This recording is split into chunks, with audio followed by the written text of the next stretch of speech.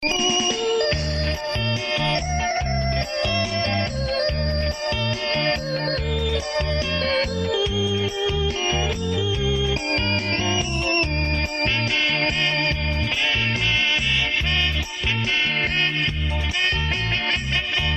วหมอกเมืองเหนือเพื่อสาวเมืองใต้วังเวียงสำราญเลิงใจหนาวในขึ้นไปทุกแห่ง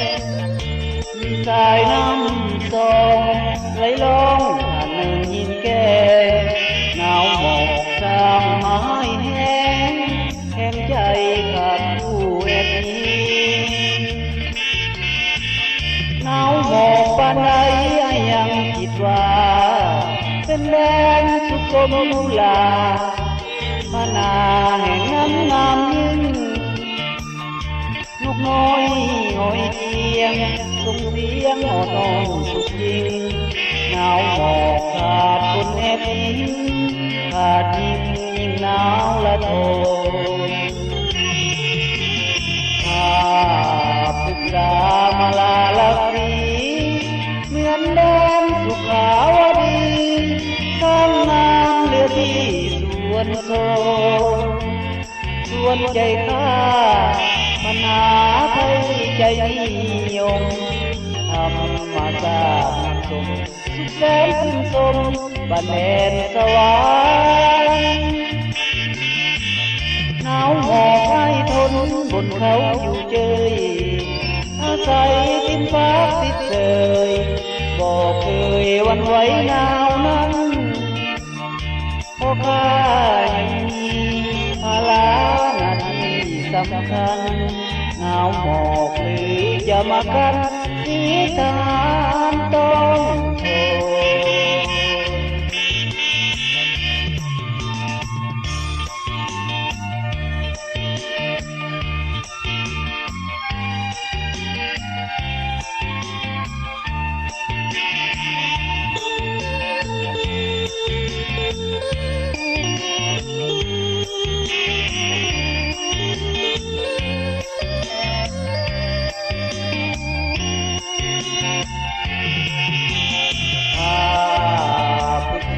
มาลาลักดี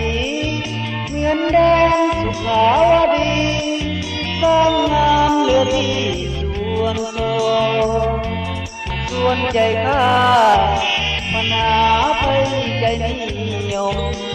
ธรรมศาสตร์นักสมสุขแสนขึ้นสมบ้านแดนสวรรค์